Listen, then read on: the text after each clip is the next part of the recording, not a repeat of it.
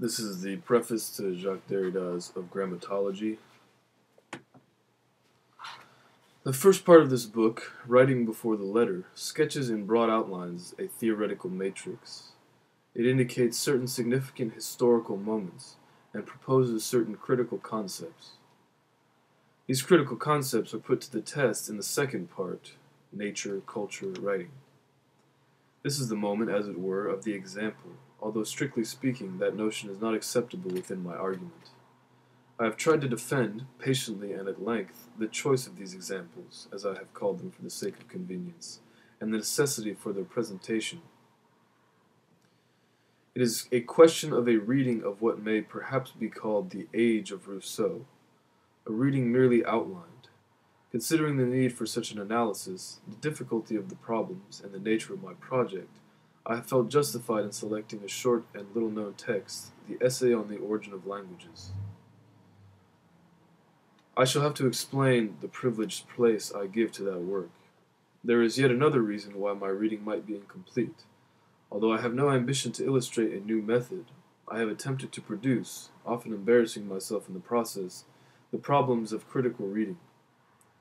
The problems are at all times related to the guiding intention of this book.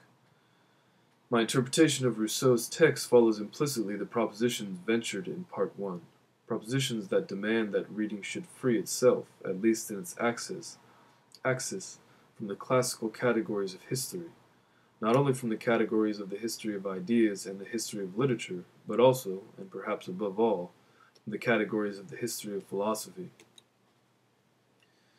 It goes without saying that around that axis I have had to respect classical norms, or at least I have attempted to respect them. Although the word age or epoch can be given more than these determinations, I should mention that I have concerned myself with a structural figure as much as a historical totality. I have attempted to relate these two seemingly necessary approaches, thus repeating the question of the text, its historical status, its proper time and space. The age already in the past is in fact constituted in every respect as a text, in the sense of these words that I shall have to establish. As such, the age conserves the values of legibility and the efficacy of a model, and thus disturbs the time, tense, of the line or the line of time. I have tried to suggest this by calling upon and questioning the declared Rousseauism of a modern anthropologist.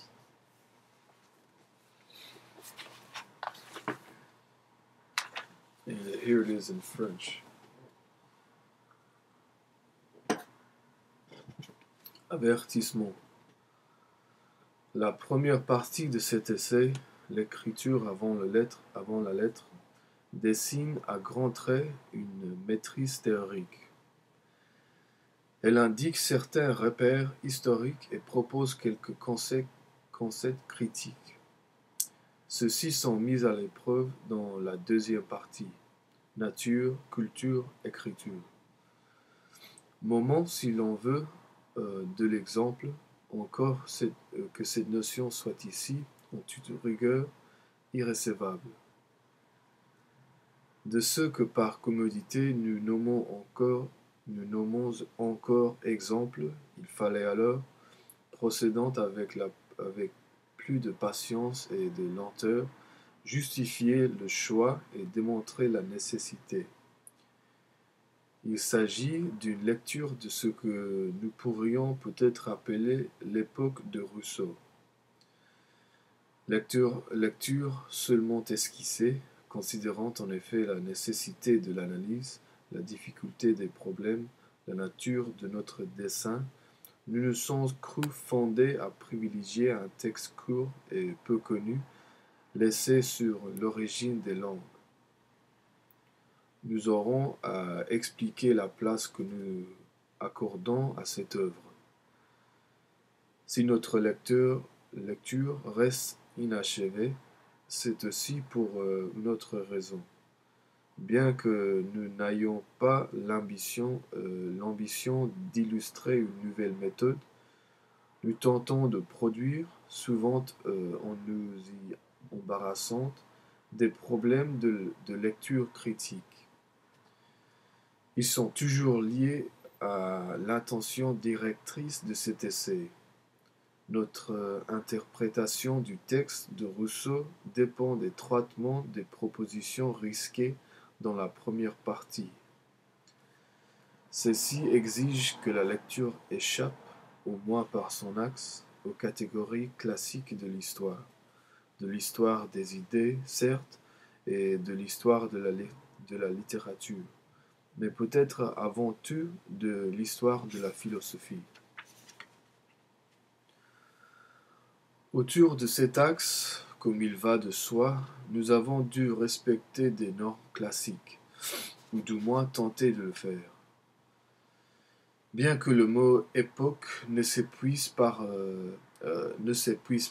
en ses déterminations, nous avions à traiter d'une figure structurale autant que d'une totalité historique. Nous nous sommes donc efforcés d'associer les deux formes d'attention qui semblaient requises, répétant ainsi la question du texte, de son statut historique, de son temps et de son espace propre. Cette époque passée est en effet constituée de part en part comme un texte, et un sens de ces mots que nous aurons à déterminer, qu'elle conserve en tant que telle des valeurs de lisibilité et une efficacité de modèle, qu'elle dérange ainsi le temps de la ligne ou la ligne du temps.